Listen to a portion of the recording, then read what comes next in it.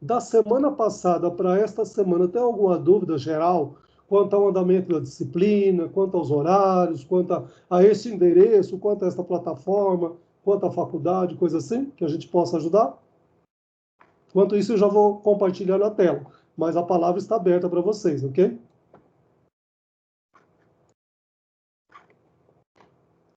Sinceramente, não, professor. Não? Que bom. Também não tenho, não, professora. A única coisa que eu tô com um pouco de dúvida, mas acho que vai sumindo, vai diminuindo, é a questão que o senhor falou da gente dividir o trabalho. Que a gente vai fazer o trabalho e passar mais para 2 pessoas fazerem. Legal, obrigado pela sua pergunta. Agora eu lembrei de outra coisa. Eu acho que assim, como a gente está querendo reduzir, diminuir o trabalho, eu já estou pensando em nem mandar mais para 2 pessoas, talvez mandar só para um grupo. E você avaliar apenas um grupo também, você percebeu? Queira ou não queira, reduz o trabalho pela metade, concorda, Ariana? Sim. Você entendeu? Pensando bem, até melhor, professor, porque a gente avalia um só, não prende o grupo. E alguém avalia, só um grupo avalia o de vocês também, entendeu? Uhum. Acho que eu vou fazer isso, tá? Mas eu lembrei desde ontem aí, mas eu não tinha comentado nada. Mas o jogo aberto, acho que a gente fala. Tudo bem? Vocês estão vendo a tela aqui já compartilhada? Já está gravando, tudo bem? Tudo, sim, estou vendo. Legal. Então, hoje, pessoal, a gente vai começar na nossa... Mas, se aparecer as dúvidas, também vão questionando, ok? Os nossos primeiros conceitos aí, que é exatamente como chama? O de finanças corporativas e análise de investimento também. Tudo bem? Ok? Bom, que é a nossa primeira unidade também, ok? Que a gente vai falar todos os conceitos de finanças corporativas e análise de investimento.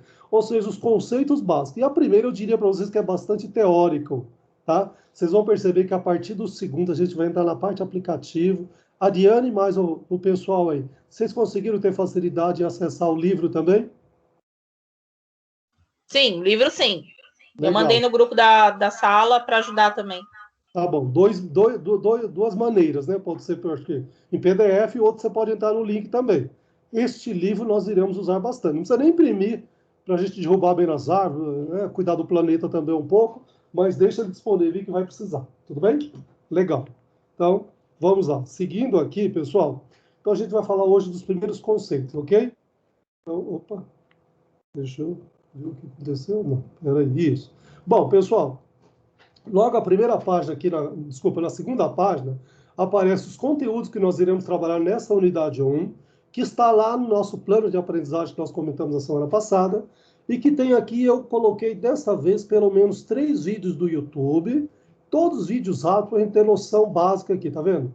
Material que pode auxiliar vocês aqui nos conceitos básicos aqui do que é finanças corporativas, do que é análise de investimento, ou seja, uma introdução beabá. Esse podcast que está aqui, pessoal, o semestre passado eu fiz bastante podcast. Podcast, todo mundo sabe que é você ouvir, né? Eu até brincava com o aluno e eu falava assim, bom, nessa pandemia, enquanto você está lavando louça para a mamãe, para o marido, para o namorado aí, né? Para quem você estiver na casa aí, você põe no ouvido aí e ouve a aula, né? É bastante prático, eu acho também. Às vezes você não tem tempo de ver um vídeo, mas de ouvir a gente ouve. Como ouve música, você pode fazer qualquer outra coisa que a mão está livre. Concorda? Mas, se alguém quiser, é do semestre passado, mas é da unidade 1, tá muito legal lá também. Tem outras unidades também nesse podcast. Tudo bem? Acho que todo mundo tem facilidade para acessar ele, dá uma olhadinha também. Tudo bem? Então, vamos lá. A gente começa aí falando do conceito de finanças corporativas. Por quê? Vocês, como gestores financeiros, vocês vão cuidar de toda a parte financeira da empresa. Então, vamos trabalhar aqui com esse conceito de finanças corporativas. Por que corporativas? Né? Qual é esse nome para a empresa? Por quê? E por que a análise de investimento? Eu já disse para vocês que até 2 semestres anteriores, a nossa disciplina tinha apenas o nome de análise, gestão e análise de investimento. Ponto final. Mas tinha uma outra disciplina que chamava finanças corporativas, que cuidava de todas as finanças da empresa. Então, a partir de 2 semestres atrás, nós incorporamos finanças junto com a análise de investimento. Então, ficou um único nome, finanças corporativas e análise de investimento. Saiu a gestão, mas é lógico que tudo é gestão. Tudo bem? Então, olha lá, qual é o conceito? Você que é da área de finanças, olha lá. A área de finanças de um negócio é vital para a sua sobrevivência e manutenção das suas atividades, principalmente nos dias atuais de pandemia, concorda? As finanças corporativas são, portanto, prioritárias para os gestores de uma empresa. Quem são os gestores? Somos nós, né? Vocês da parte de finanças, qualquer que seja a área. Pelo termo, entende-se por tudo que envolve o capital de uma organização, ou seja, o dinheiro. Pode ser capital físico, capital humano, todo o capital que a empresa tem. Isso vale tanto para a sua composição societária, que são isso, contribuições dos sócios para a formação do seu patrimônio, como também para ferramentas de análise, indicadores e tomadas de decisão.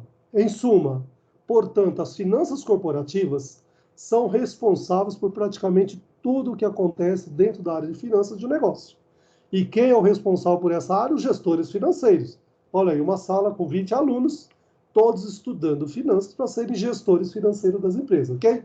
Bem, finanças corporativas é responsável por tomar todas as decisões financeiras a respeito de um negócio, utilizando as ferramentas e análises necessárias para isto. Tem como principais objetivos maximizar a valorização da empresa e, simultaneamente, administrar os riscos financeiros existentes. Este conceito praticamente é o conceito que nós iremos trabalhar o semestre todo sobre finanças corporativas. Já chegamos no de análise de investimento, ok? Então, este conceito, muitas vezes eu peço na avaliação, às vezes eu dou ele praticamente montado para você ir completando as palavras também, ok? Então, dê uma lidinha nele, fixe esse conceito, que ele é muito útil, muito importante para nós, ok? Legal? Tudo bem? Pessoal, se estiver muito rápido, dá o grito aí também, que de vez em quando eu esqueço e dou uma acelerada aqui, tudo bem? Aí, a próxima pergunta é assim, qual o principal objetivo de finanças corporativas? Assim como a nossa disciplina tem um objetivo, essa disciplina aqui, esse estudo de finanças corporativas também, tem um objetivo, concorda? Então, a primeira delas, valorizar o patrimônio empresarial por meio do lucro, que é tudo que um empresário precisa, concorda? Resultados positivos ou investimentos. Ou, em outras palavras, a maximização do valor da empresa, que é o grande foco, tudo bem? De todo empresário, concorda? Além disso, um outro objetivo, é preciso ter um cuidado especial com o fluxo de caixa, que eu já disse para vocês que a partir da unidade 2, nós vamos aprender a montar um fluxo de caixa. Entrada de capital, fluxo, a setinha para cima. Saída de capital, a setinha para baixo. Ok? Mantendo-se sempre que possível no positivo.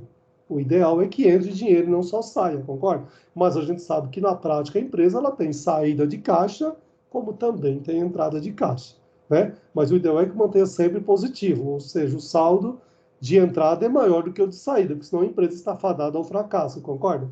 Bom, isso inclui a gestão financeira completa, especialmente no que se refere a controlar despesas e riscos, ok? Bem, por fim, a área financeira de uma empresa é um departamento que trabalha fortemente com análise de indicadores, como as finanças corporativas apresentam o controle de diferentes áreas e ferramentas. Fica muito mais fácil tomar decisões com essa visão completa. Você percebeu que a partir de agora você passa a ser um gestor financeiro da sua empresa. Então, finanças corporativas e análise de investimento é o cargo, é a responsabilidade do gestor financeiro, que somos nós da área de finanças aí também, ok? Bem, agora vamos para o conceito de investimento. Bom, o que é investimento, né? Então, a definição que esse próprio autor, que é o Gerson, o autor do livro, né? Então, ele aqui, ó, que é um PLT aqui, laranja o meu, porque eu já falei para vocês que é da Anhanguera, mas você vai encontrar lá na biblioteca. Aliás, eu acho que é laranja também, que eu doei um lá, que foi o que eu ganhei de cortesia também, eu tinha dois, doei um lá, sem problema nenhum, mas você vai ver que tem o mesmo conteúdo, ok?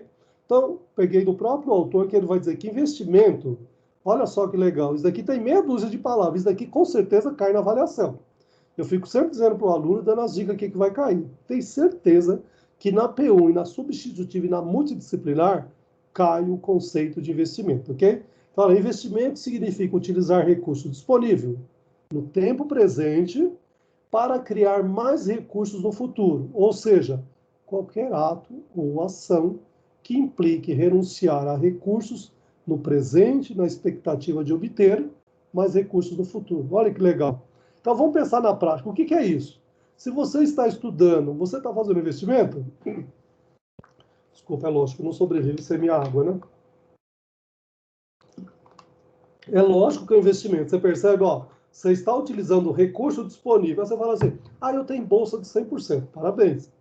Mas e o seu tempo que você está usando para estudar, para ficar na internet, para ficar no seu celular, para ficar no seu computador? Você poderia estar assistindo o seu jogo do seu time, está indo namorar, está fazendo qualquer outra coisa, mas você está utilizando esse tempo para ganhar habilidade no seu aprendizado. Então, você está investindo um recurso disponível, que é o seu tempo, para criar mais recursos no futuro. Todo mundo está na expectativa de que você estudando, você vai ter uma melhor condição de trabalho. Isso é fato, concorda?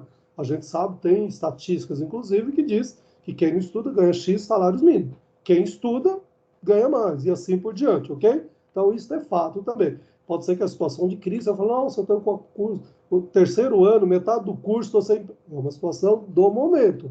Mas se você pegar o histórico, a estatística, quem estuda realmente, então você está investindo no presente, esperando que para o futuro você tenha uma situação melhor de trabalho, de salário, de condição, tudo, né? Ou seja, qualquer ato ou ação que implique renunciar a recursos no presente na expectativa de obter mais recursos no futuro. Tá claro esse conceito? Olha, meia dúzia de linhas, vocês perceberam, letras enormes.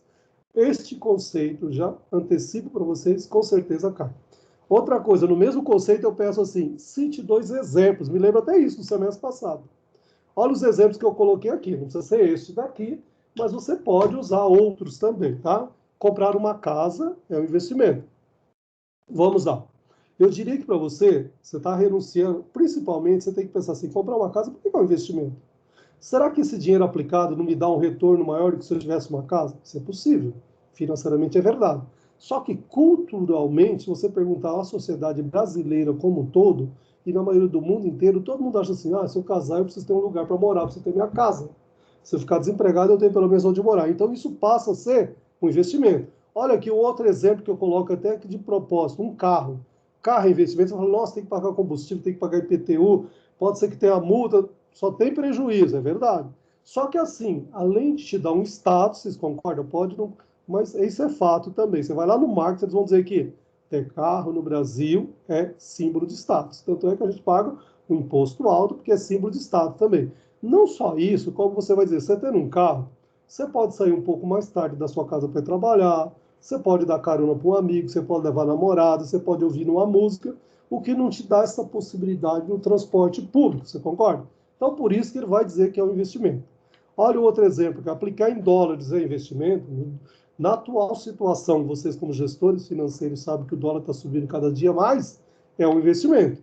Mas vocês já sabem que houve outras épocas em que o dólar caiu. Então, cuidado, que o que é investimento hoje, pode ser que em outra época não seja, né? Fazer uma aplicação financeira, olha lá, guardar dinheiro na poupança também, mesmo que, né? A gente sabe que a poupança tem um retorno baixo, mas é um investimento também.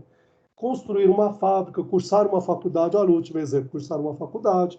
Então, tudo isso são exemplos de investimento, ok? Então, tem outros tipos, vários de investimento. Aliás, quem lê o livro lá no capítulo 1 tem até um caso bastante interessante, que ele vai falar assim, o casamento é investimento? Né? Aí eu brinco ainda que eu falo assim, investimento de risco, mas eu acho que é um investimento que vale a pena. Eu mesmo estou casado simplesmente há 37 anos, 9 anos de namoro, mas eu falo que a gente soma-se o salário e divide-se as despesas. Não é investimento? Sim. Ok? Então, não pensem vocês também que tem gente que tinha cabeça que achava que mulher gastava dinheiro. Não, hoje elas são super organizadas, muitas delas botam os homens na linha aí, na parte financeira também. E quantas vezes você já viu um amigo dizer assim, nossa, eu mudei significativamente depois que eu casei, depois que eu arrumei fulano de tal. Você percebe? Então, o casamento passa a ser investimento também. Ok? E aí ele conta até um relato que antes da Revolução Francesa também, os casamentos eram por acerto das famílias, concorda? Ou seja, quem tinha dinheiro casava com quem tinha dinheiro.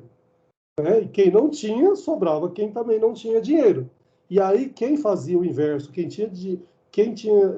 não tinha dinheiro procurava alguém que tinha dinheiro, dava-se muito, tinha uma famosa frase que dizia assim, que era casamento por conveniência, casamento por, percebe? Então alguém que vai só para levar vantagem também, ok? Então o casamento, Por amor foi depois da Revolução, no século XVII, depois da Revolução Francesa, que as pessoas casam por amor. Mas antigamente era casada por conveniência, realmente. Se você, tá cheio de gente que deve ter caso da família, de avós, bisavós, que era mais ou menos assim, né? Alguém ajeitava o casamento, ok? Mas hoje eu diria que é um investimento. Assim como eu brinco também, que eu falo que filho é um investimento sem retorno. Quando ele começa a trabalhar e começa a ganhar dinheiro, o que ele faz? Ele casa e vai embora, né? Mas é um investimento. É um prazer que você tem de ter um filho também, né? Eu tenho um casal e não me arrependo, mas quando eles começaram a ganhar dinheiro, foram todos embora. Mas estou feliz da vida, já tenho um netinho pelo caminho. Pelo caminho não, já tenho um netinho de 2 anos, né? Bom, vamos lá. Quais os tipos de investimento? Isso é importante e necessário também. Também cai na avaliação lá. São 3, para você lembrar. O público, o privado e o misto. Bom, o público, o próprio nome já está dizendo, ele é público. São recursos utilizados pelos governos, né? Pode ser estadual, federal, municipal, ou entidades a fim de gerar bem-estar social. A gente sabe que as prefeituras, o governo do estado e mesmo o federal, teoricamente, não pode ter lucro. Tá? Então, ele deve sempre reverter no bem-estar social. Então, a gente sabe que algumas maracutaias eles fazem, mas, teoricamente, ele deve sempre gerar o bem-estar social da população. E o privado, é lógico, o próprio nome já está dizendo, são recursos disponibilizados por pessoas jurídicas ou físicas de direito privado, a fim de gerar retorno aos investimentos. É lógico que todo mundo do privado ele está, né, fazendo investimento, ele quer ver o retorno desse investimento, com certeza. E tem aquele misto que é a combinação do público com o privado, e os 2 exemplos mais práticos que nós temos aí, que todo mundo conhece, é o próprio Petrobras e o Banco do Brasil. Você sabe que parte dele é público e parte é privado, ok? Então, ele gera bem-estar da população, mas ele também tem um retorno do seu investimento, tanto a Petrobras quanto o Brasil. E são empresas de excelência aqui também, ok? Principalmente a Petrobras. O Banco do Brasil, a gente sabe que teve uma época que estava em crise, como a Caixa Econômica também, né? Com alguns desvios também, assim como a Petrobras também, a gente sabe que teve também, mas são empresas que foram feitas para gerar o bem-estar social da população e também gerar um lucro, ok? Bom, e qual a importância dos investimentos? A gente sabe que é importante e necessário, né? De uma maneira bastante simples para você usar. Já disse para vocês que essa disciplina é para as empresas, né? Gestão de finanças corporativas é para as empresas, mas se você puder utilizar em benefício próprio, também pode. Imagine que você vai casar, você não tem que fazer investimento. Por quê? Se você não tem dinheiro nenhum, você não tem crédito na praça, você tem condições de mobiliar sua casa para casar, você tem condições de comprar um carro, você tem condições... Então, tudo isso a gente sabe que a importância dos investimentos. E as empresas precisam crescer também. A gente sabe que para ela melhorar sua produtividade, o que é produtividade? É cada vez produzir mais utilizando menos recursos. E a gente sabe que a concorrência faz isso. Então, se nós queremos ser competitivos no mercado globalizado, nós precisamos fazer investimento para que a gente tenha cada vez mais uma melhor produtividade também. Ok? Então, olha, a economia de qualquer país só pode crescer com o fluxo contínuo de investimento. As unidades produtivas não podem produzir mais do que a capacidade de suas máquinas e instalações. Para aumentar o produto interno bruto, é fundamental criar novas unidades produtivas e aumentar a capacidade das já existentes, o que só é possível via investimento, concorda? Então, investimento é necessário em qualquer que seja as nossas áreas, ok? Bom, e aí, qual a importância, não, importância não, desculpa, qual é a importância dos investimentos ainda? Olha lá, ok? O investimento influencia a sobrevivência das empresas em pelo menos 2 aspectos: expansão das empresas ou reposição do capital. A gente sabe que as empresas precisam crescer, precisam expandir, então precisa fazer o quê? Investimento. E volta e meia a gente sabe também que tem um desgaste, os produtos acabam, né, tendo a sua obsolescência, as máquinas, os equipamentos vão ficando ultrapassados, então a gente precisa fazer o quê? A reposição do capital. E como nós fazemos essa reposição? Via o quê? Investimento. Ok? Então aqui vocês perceberam, já dá para gerar uma meia dúzia de perguntinhas também nas nossas avaliações, ok? Que eu já fiz meia dúzia lá na frente para vocês também. Tudo bem? Olha lá, ainda a importância, tá? Aqui vai dizer de uma visão clássica, que eu já falei para vocês, que eu tenho a minha formação também como economista, ok? Vamos lá. A visão clássica de Adam Smith e Karl Marx, lá, né? Fala sobre o capital, são os meios de produção da empresa, como as máquinas, equipamentos, ferramentas e instalações. Nesses 2 autores aqui daquela época, do século XVIII para o século XIX, tinha preocupação com o capital humano? De jeito nenhum, vocês perceberam? Hoje não, hoje a gente sempre diz, não só a gente diz, como todas as empresas de ponta, as empresas, né, modernas, as empresas multinacionais, que elas têm talvez uma cultura um pouquinho diferente das nossas, você sabe que o capital humano é um grande capital hoje importante, que a gente chama de capital intelectual, capital humano, ou seja, a mão de obra. Então, por isso, olha lá, a educação, o conhecimento humano e a tecnologia passou a ser um item fundamental hoje, tá? Não que o capital físico não seja importante, máquinas e equipamentos. Porém, agora você tem, além de máquinas e equipamentos, que Karl Marx e Adam Smith sempre considerou da época do Capital lá, que tem os maiores livros deles sobre, né, a visão clássica dos dois maiores economistas, hoje, aliado a eles também, nós temos o que é o capital intelectual. As pessoas, é lógico. E por isso que todo mundo, em qualquer profissão, voltou para o banco escolar, porque é necessário agora se atualizar, concorda? Ok? Então, é importante. Ou seja, o mercado oferece uma variedade de investimentos. Cabe ao gestor financeiro, falar que são vocês, somos nós, quais são os melhores investimentos para a empresa. Considerando as decisões, olha lá, 4 pelo menos: as econômicas, as financeiras e a de ambiente empresarial. Desculpa, as 3, não as 4.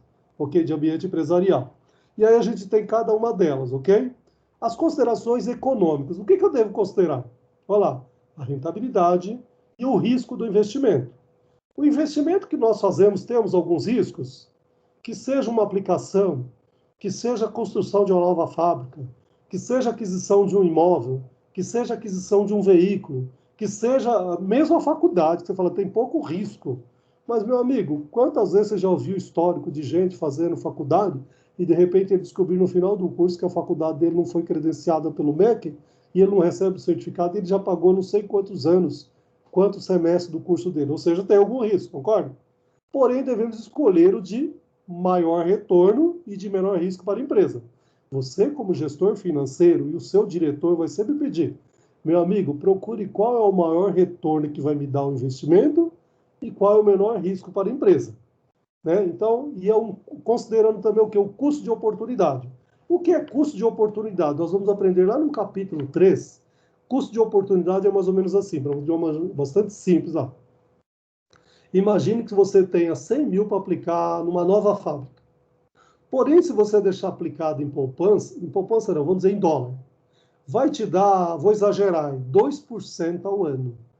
Ou seja, se essa sua fábrica que você está investindo não te der igual ou superior a 2% ao ano, você concorda que seu custo de oportunidade, você não vai cobrir seu custo de oportunidade? É melhor deixar o dinheiro aplicado em dólar do que você investir nessa fábrica. Porém, você aplicar em dólar te dá menos dor de cabeça.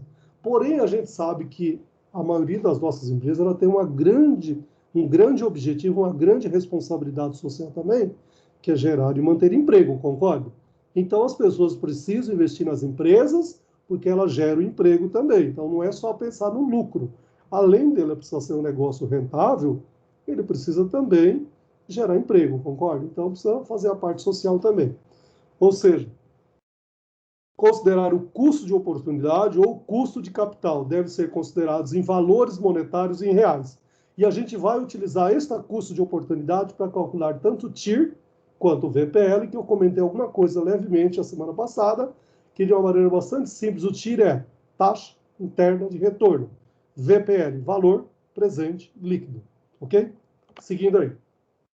Bom, as considerações econômicas. Olha lá, o que eu devo levar em consideração nos meus investimentos também? Olha lá, leve em conta a disponibilidade de recursos próprios ou financeiros.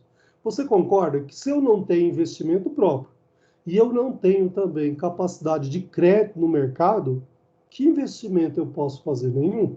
Então eu posso não ter dinheiro próprio, não posso não ter capital, mas eu tenho crédito na praça, crédito no mercado, então eu posso fazer investimento. Aliás, quantas vezes nós, pessoas físicas, ou mesmo as empresas, pessoas jurídicas, elas não fazem investimento com dinheiro capital que não é próprio e sim de terceiro? Então, tudo bem, ok? Então, só faz sentido se você tem o capital próprio ou mesmo de terceiros, ok?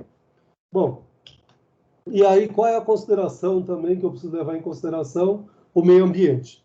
Um exemplo muito prático, não sei se alguém se lembra, vocês são muito novos aí, mas mais ou menos há 10, 15 anos atrás, a fábrica da Ford, ela recebeu uma proposta do governo, ficava aqui no ABC, São Paulo, na Grande São Paulo.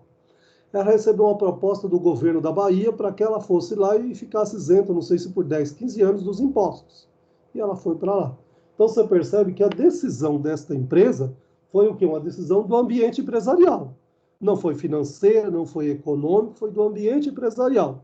Alguém fez uma proposta para ela que é muito mais interessante.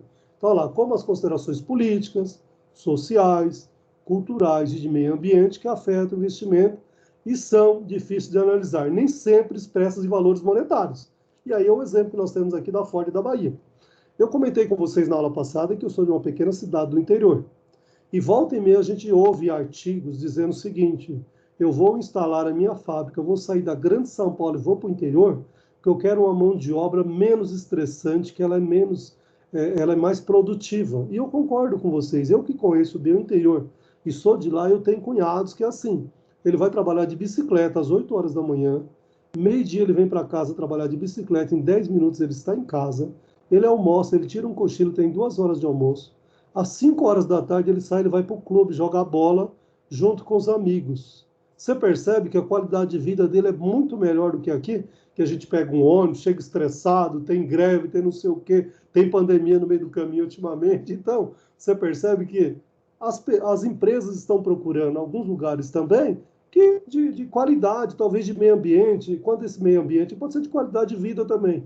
Ou seja, então é a consideração do ambiente empresarial. Não é econômica e não é financeira, entendeu? Mas é uma situação possível também. Então é importante que o gestor financeiro conheça essas áreas para na hora dele fazer o investimento e aplicação ele saber também. Ok? Bom, e aí a gente tem o contexto, a análise de investimento no contexto estratégico das organizações. A gente sempre diz que toda empresa ela tem uma estratégia. Pode ser que não esteja escrito no papel, esteja lá na mente, na cabeça do presidente, do diretor da empresa, mas sempre tem. Então, o orçamento é uma estratégia que a empresa, traduzida em números, só será realizada com uma análise de investimento adequada, concorda? Então, essa estratégia que tem na cabeça de alguém, ela só irá se concretizar se realmente você tiver investimento, ou seja, se o investimento for adequado. Então, cabe ao gestor fazer esta análise dentro das empresas, e é isso que nós iremos aprender, as ferramentas para como fazer essa análise. Ok?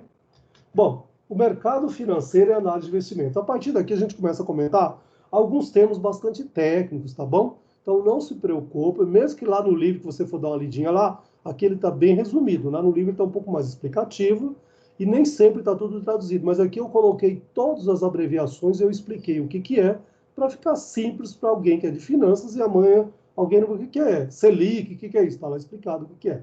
Tudo bem? Então vamos lá, mercado financeiro e análise do investimento. Olha lá, o mercado financeiro ou bancário, que muita gente a gente conhece como bancário também, mas é mercado financeiro. A gente sabe que está cheio de empresas que não são bancárias, mas são financeiras. Então é a mesma área de investimento. É um conjunto de instituições e operações ocupadas com o fluxo de recursos monetários entre os agentes econômicos. É o mercado de emprestadores e tomadores de empréstimo, concorda? É alguém que tem dinheiro para aplicar lá e alguém que está precisando para retirar o capital, o dinheiro de lá também, ok? Para pegar o dinheiro lá.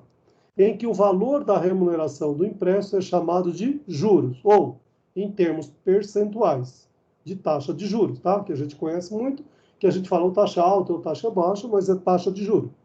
Essa taxa representa, em dado período, a remuneração relativa que os emprestadores obterão e o custo relativo com que os tomadores de empréstimo terão que arcar, ok? A gente sempre diz que esse valor deve ser sempre o mesmo, ok? Mas a gente sabe que nem sempre é assim, né? Porque é lógico que aí embutido isso está o lucro do investidor, ou o lucro do empresário, o lucro do bancário, o lucro do investidor. Ou seja, os depositantes de um banco emprestam dinheiro ao banco e este faz empréstimo com os fundos deles depositados. O banco o banco é um intermediário entre os depositantes e os tomadores finais de recursos. Concorda? Tem alguém que trabalha em banco aí? Olha lá, é a definição do que é o banco, ok? O mercado precisa encontrar a taxa de juros de equilíbrio, isto é, a taxa que os emprestadores desejam fornecer precisa ser igual à taxa que os tomadores desejam captar. Mesmo que você fale assim, o emprestador é assim, quando você vai pegar dinheiro, a taxa é alta. Quando o banco vai te pagar o rendimento, a taxa é baixa. Só que aliado a essa taxa tem um grande lucro deles também, que eles embutem nessa taxa. Por isso que, teoricamente, eles chamam que é igual. Tudo bem? Bom, o mercado financeiro é subdividido em mercado monetário, de crédito, de câmbio e capitais. Eu li aqui novamente hoje à tarde, por isso que eu lembrei aqui que é 4 tipos de mercado financeiro, ok? Monetário, de crédito, de câmbio e capitais. E aí vamos cada um deles aqui para a gente ficar bem claro, ok? Então, lá, o primeiro é de monetário. Ele envolve operações de curto e curtíssimo prazo. É isso, a primeira coisa que você tem que lembrar. Você, como gestor financeiro, o mercado monetário envolve... Qual é ele? São as operações de curto e curtíssimo prazo, proporcionando um controle ágil e rápido da liquidez, ok? Da liquidez da economia e as taxas de juro básicas pretendidas pela política das autoridades monetárias, ok? Então, essa é a característica básica do mercado monetário. Agora, vamos lá. Qual é a característica básica do mercado de crédito? Engloba as operações de financiamento a curto e médio prazo. Você percebeu que o monetário é de curto e curtíssimo prazo. Já o de crédito, de curto e médio prazo, direcionado aos ativos permanentes e capital de giro das empresas. O que é capital de giro? É aquele que a empresa precisa para pagar salário, para comprar matéria-prima, para movimentar, né, os seus negócios ali internamente. Tudo bem? Bom, aí tem o mercado de câmbio, olha lá. Inclui as operações de conversão da moeda de um país pelo outro. Então, vocês vão viajar para fora, você precisa comprar moeda, concorda? Então, e muitas vezes a empresa também está vendendo para fora, né? E ela vai converter o que ela vendeu e ela vai receber, assim como na hora de comprar também, ela precisa pagar, ela vai converter a moeda que ela tem em caixa com a moeda que o cliente ou o fornecedor queira receber lá dela. Tudo bem? E aí nós temos o quarto, que é o mercado de capitais. Olha lá. Assume papel relevante no processo de desenvolvimento econômico, ok? Pela ligação que efetua entre o que tem capacidade de poupança, que são os investidores, e aqueles carentes de recursos a longo prazo, que apresentam um déficit de investimento. Então, é o mercado de capitais, ok? Então, é investimentos aí, que a gente precisa, representa déficit de investimento, ok? São as pessoas que estão precisando fazer, tá? Ok? Bom, e a gente tem as principais aplicações aqui no Brasil. Aqui está cheio de nomenclatura, todas praticamente abreviadas aqui para vocês, ok? Bom, as empresas que geram caixa têm uma grande preocupação com essas aplicações, uma vez que, dadas as altas taxas de juros do Brasil, pode significar uma considerável fonte de receita para a empresa. Nós sabemos que, mesmo que a gente fale, hoje está controlado, mas se você comparar com outros países, esse tipo de inflação que a gente acha que está controlada ainda é alta, ok? Vocês vão perceber que vai ter lá no capítulo 2, se eu não me engano, ou será que é esse daqui? Eu li o 2 também, estou confundindo talvez. Onde você vai verificar, uma taxa de 2% ao mês é pouco. A hora que você faz ela acumulada por 12 vezes, você vai ver o quanto você vai pagar. Aí a hora que você compra um carro para pagar em 5 anos, você vai ver se você vai pagar mais um outro carro. A hora que você está querendo casar e compra um apartamento para pagar em 15, 20, 25 anos, que é normal você pagar, você vai pagar mais 2 apartamentos. Então você percebe que esses juros, essa taxa de juros no Brasil, hoje é muito alta, concorda? Então isso é importante você considerar também. E aí você tem aplicações do CDB. O que é CDB? Está aí traduzido, ó. Certificado de Depósito Bancário. Caderneta de poupança, debênture, vou explicar ali em seguida o que é. Ações de empresas, fundos de investimento, títulos públicos. Ou seja, olha lá, esse investimento pode ser classificado como renda fixa ou renda variável, ou mesmo misto de renda fixa e variável. Uma combinação dos dois também que existem, ok? Então vamos lá. O que é uma renda fixa? Olha lá. São investimentos nos quais não há perda do montante investido inicialmente. Os juros podem ser pré ou pós-fixados, ou seja, quando você fecha o seu negócio, alguém já diz qual é a taxa, ou pode esperar daí 30 dias, quando fechado o contrato, que você vai ter. E aqui logo em seguida ele explica o que é pré-fixado. A taxa de juros é pré-determinada. É determinada no montante da contratação da aplicação. Qual é a diferença para pós-fixados? A taxa de juros é apurada após determinado período e é vinculada a algum indicador como a taxa Selic ou mesmo CDI, Certificado de Depósito de Interesse Estadual. Interbancário, desculpa. Ok? E aí embaixo nós temos a Selic. O que é Selic? Taxa básica. Olha lá, não está falando taxa Selic ou CDI? Olha lá, está explicando o que é um ou outro. Taxa Selic, taxa básica de juros da economia, determinada pelo Banco Central. E o que é CDI? Certificado de depósito interfinanceiro. Taxa com valor próximo da Selic. Por isso que ele diz que pode ser uma ou outra, porque são taxas muito próximas do outro, que é o governo que determina também, ok? Bom, ainda dando continuidade à renda variável, olha, são investimentos nos quais pode haver perda no montante investido inicialmente, além da perda de juros ou rendimentos. São aplicações mais arriscadas que as de renda fixa. E a gente sabe que o investidor tem alguns que querem correr risco e ter uma grande lucratividade, como você pode ter uma grande perda. Outros não querem correr nenhum risco e querem manter ali uma estabilidade, ok? Então, nós temos esse tipo. Com certeza, se alguém trabalha em alguma parte financeira, no banco aí, geralmente é muito comum, quando você trabalha com cliente, você perguntar, você quer correr algum risco ou não? Ou seja, o cliente quer correr um alto risco ou um baixo risco. E se é baixo risco, você vai dizer, então aplica na poupança, que é o menor, vai te dar menor rentabilidade, mas não te dá dor de cabeça nenhum.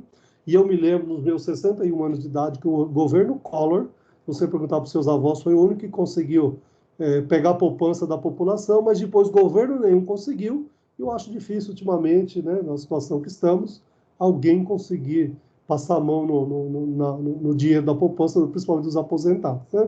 Mas a gente sabe que outros investimentos dão uma rentabilidade maior, mas tem um risco maior, que isso nós vamos aprender também lá no capítulo 6, como calcular esses riscos também, ok? Legal.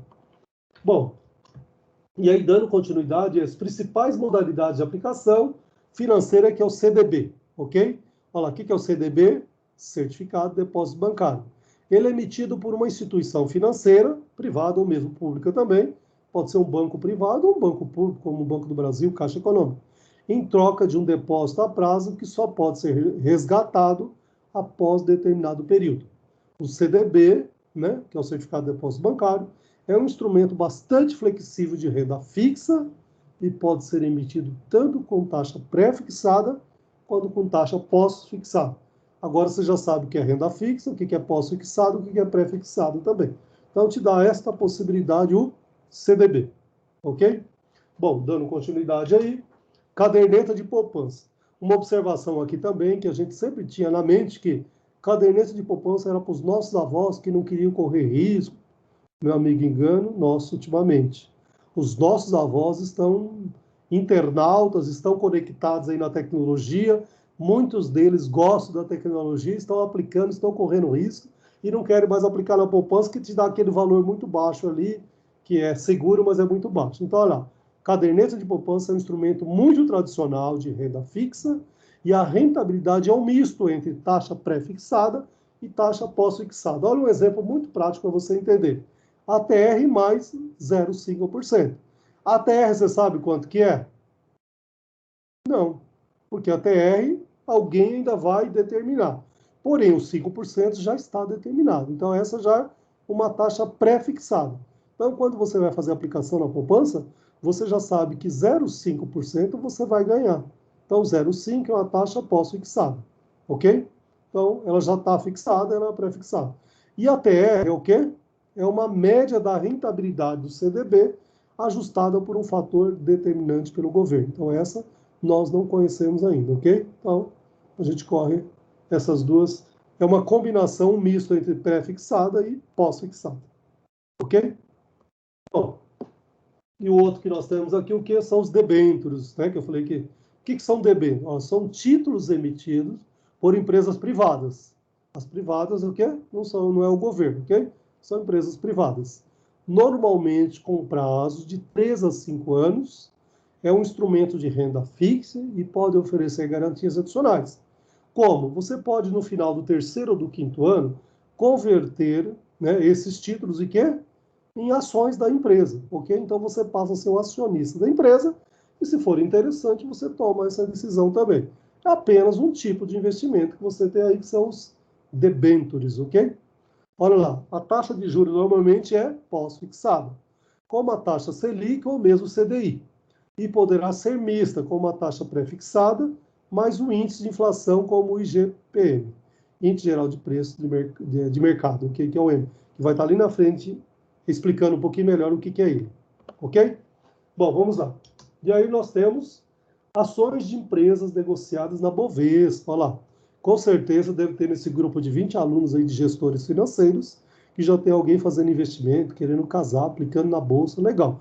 Porque antigamente a gente tinha muito em mente que quem aplicava na Bolsa era quem tinha dinheiro. E hoje a gente sabe que a própria Bolsa incentiva, você tem 100 reais, meu amigo, chega um determinado mês, sobrou 100 reais na sua conta, aplica na Bolsa que, se você souber trabalhar, você vai ganhar dinheiro também. Ok? Legal. Olha lá, como que é as ações da Bovespa? Olha lá. Tem por objetivo facilitar a transação de ações entre as corretoras e negocia centenas de ações diariamente. Então, essa é a função das empresas negociadas junto ao Bovespa, ok? Então, as ações. As ações são instrumentos de renda variável com retorno de duas formas. Primeiro, recebimento de dividendos, que são equivalentes à distribuição de lucros. E o segundo é o quê? Ganhos de capital, quando as ações aumentam de valor. E a gente sabe que, dependendo do boato, elas aumentam de valor, mas é lógico, dividendos não depende dos boatos. Mas, ganhos de capital, essas ações, elas dependem de boatos também, ok? Então, é uma situação. Bom, o outro tipo são fundos de investimento. São condomínios. Por que condomínios? Geralmente os bancos, as financeiras, chamam de condomínio. É um grupo de pessoas, olha lá, de investidores que se reúnem para obter melhores condições de negociação. Esses fundos são administrados por gerentes e possuem CNPJ e regras próprias. Então, mesmo que você fala assim, eu tenho uma aplicação lá na Caixa Econômica. Se você quiser fazer parte de um condomínio de investidores, que é esse tipo de fundos de investimento, eles vão criar um CNPJ próprio, eles vão ter reuniões, vão ter uma pessoa que vai administrar, então tem a regra própria daquele CNPJ, não é da Caixa Econômica, ok? Mas tem toda a garantia, se for da Caixa Econômica, assim como pode ser de um outro banco também, de outra instituição financeira. Olha lá. Sua rentabilidade é calculada pelo administrador e repartida entre os investidores, podendo ser conservadores, que é de renda fixa, como CDBs, debêntures de títulos públicos, ou mesmo agressivo. O que é agressivo? Aquele que pode subir e descer muito rápido. Misto de renda fixa e variável, como ações e moeda estrangeira também. Então, você vê que tem uma variedade grande aqui que você pode ter, né, de rentabilidade, mas vai depender muito do que esse grupo, esse CNPJ próprio, toma nas reuniões também. É o grupo que decide, ok? Mas, às vezes, o montante de valor é interessante e acaba tendo uma rentabilidade bastante interessante também, ok? Bom, e os títulos públicos? Bom, o próprio nome já está dizendo que é público, é do governo, ok? Tem como objetivo financiar a dívida pública. Pode ser pré-fixado ou pós-fixado. A gente sabe que o governo gosta muito de emitir, né? E especialmente na taxa Selic, IGPM ou IPCA e em moeda estrangeira também. Olha lá, variedade grande também. Outro tipo, NTN. O que é NTN? Está aqui, ó, nota do Tesouro Nacional. O que é LTN? Letra do Tesouro Nacional. E LFT. O que é LFT? Título de renda fixa. Ok? Deve estar um termo em inglês, por isso que deve estar invertendo aí. Em várias séries de investimentos. Pode ser comprados por fundos de investimento, empresas ou mesmo pessoas físicas também. Ok? Bom, e aí nós temos um cálculo aqui, que já estamos no final, calma. Ok? Já estamos no final aí. Estou sem relógio aqui. Bom, deixa eu ver.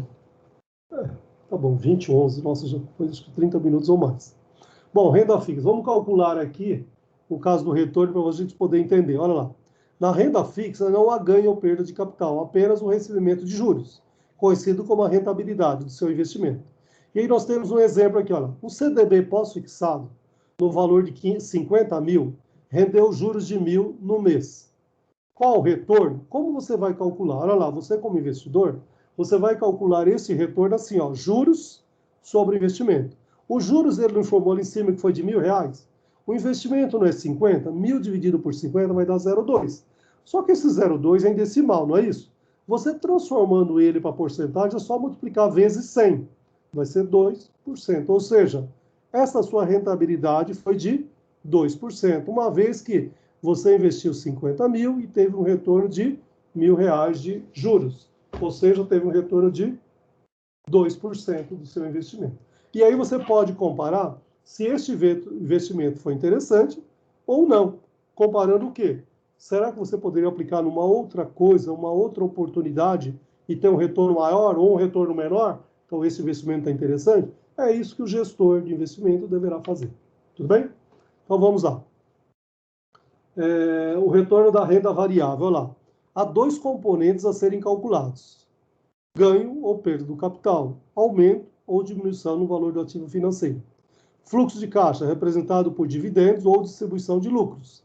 Retorno é igual à valorização do ativo mais o fluxo de caixa recebido. Como você vai calcular o retorno? Qual é a fórmula dele?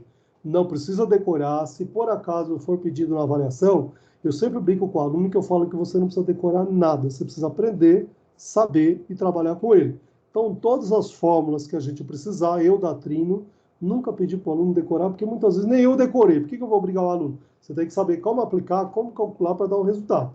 Então, esta fórmula de retorno é preço final menos o preço inicial mais os dividendos dividido pelo preço inicial. Vai te dar o seu retorno. Já tem um exemplo aqui aplicativo. Olha lá. Um investidor comprou ações da Petrobras ao preço de R$50 em cada ação. E a da Embraer ao preço de R$40 em cada ação. Ao final de um ano, as ações da Petrobras estavam cotadas a R$55 a cada ação e havia distribuído dividendos de R$1 em cada ação. As ações da Embraer estavam cotadas a R$42 em cada ação e havia distribuído dividendos de R$8 em cada ação. A pergunta é, qual o retorno de cada investimento? Ok? Vamos lá, olha lá, você já tem aqui o resultado, inclusive. Né? Em cima aqui está o mesmo repeteco lá do que nós acabamos de ler. Ok? Então vem aqui, retorno da Petrobras, usando aquela fórmula anterior, o final 55, menos o inicial 50, menos o dividendo 1, dividido pelo inicial 50, 0,12. Transformando o decimal em porcentagem vezes 100, que vai dar 12%. Ou seja, o retorno destas minhas ações da Petrobras equivale a 12% de retorno. E aí vamos fazer o da Embraer da mesma forma, 42, menos o 40 do início, menos o dividendo de 8, dividido pelo início de 40, vai dar 0,25. Multiplicando por 100, para transformar em porcentagem ou decimal, vai dar 25%. Você percebe que você comparando o Petrobras com a Embraer deu o dobro, ou mais do que o dobro, né? Um deu 12, o outro deu 25. Então, é lógico, você deverá investir na Embraer, que o retorno é muito superior também. Tudo bem? Eu acho que aqui é o nosso último exercício, se eu não me engano. Que é isso? O nosso último, olha lá. Agora você pode aí, nesse nosso intervalinho aí, até brincar com esse novo exercício aqui que eu dei para vocês, ok? Olha lá. Um investidor comprou ações da Petrobras ao preço de 50... Ou é o mesmo? Não, eu mudei os valores. Olha lá, legal, mudei os valores. Só para você exercitar, tá? Um investidor comprou ações da Petrobras ao preço de R$50 em cada ação. O da Embraer ao preço de 40 em cada ação. Ao final de um ano, as ações da Petrobras estavam cotadas a 45 cada ação e havia distribuído dividendos de R$3 em cada ação. As ações da Embraer estavam cotadas a 39 em cada ação e havia distribuído dividendos de R$5 em cada ação. A minha pergunta é, qual o retorno de cada investimento? É lógico, da Petrobras e da Embraer, ok? Agora você volta aqui, ó, esta mesma fórmula, ó, esta fórmula aqui, preço inicial menos preço final, mais dividendo dividido pelo preço, você faz o retorno das duas empresas diferentes, é lógico, com outros valores que você vai achar o retorno também. É uma maneira de fixar o nosso conceito aqui.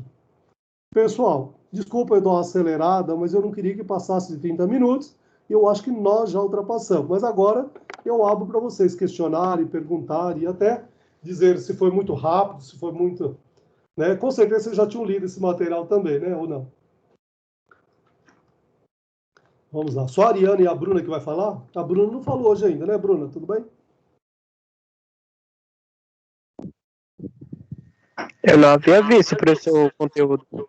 Não, mas estava lá disponível desde a semana passada, lembra? No AVA. Ah, sim. Não, mas tá bom. Tudo bem, mas estava lá. Mas foi algum bem rápido, questionamento, professor. alguma dúvida? Oi, desculpa. Foi bem rápido a aula. Então, e eu ainda Fez fiquei bastante mais... conteúdo. Eu também achei que foi muito rápido, mas acho que deu mais de 40 minutos, não deu? Deu um pouquinho mais, mas vale a pena. Mas acho que os conceitos básicos também é teórico também. Depois vocês vão perceber que a partir da unidade 2 é mais prático, então fica mais dinâmico também, vocês resolverem exercícios. Mas esse daqui, o primeiro capítulo, é puramente teórico, para você conhecer as primeiras noções de finanças corporativas e análise de investimento. Mas foi bom. Tenho certeza que numa leitura aí vai ficar muito mais claro. Fala, Bruna. Boa noite. Boa noite, professor. Boa noite, Bruna. todo mundo. Coisa beça, realmente, para estudar. Agora, eu acho que, não sei se você vai passar alguns exercícios, mas acho que só com exercício mesmo para fixar mais, porque realmente são muitas siglas Legal. para conseguir gravar, bastante coisa para estudar. Tá. Eu posso parar a gravação, então, e a gente fica aqui para ir comentando o que vai acontecer em seguida, então? Pode ser? Para não ficar muita coisa lá na gravação também, tá? Então, vou parar a gravação. Pronto, parado. Isso. Parar.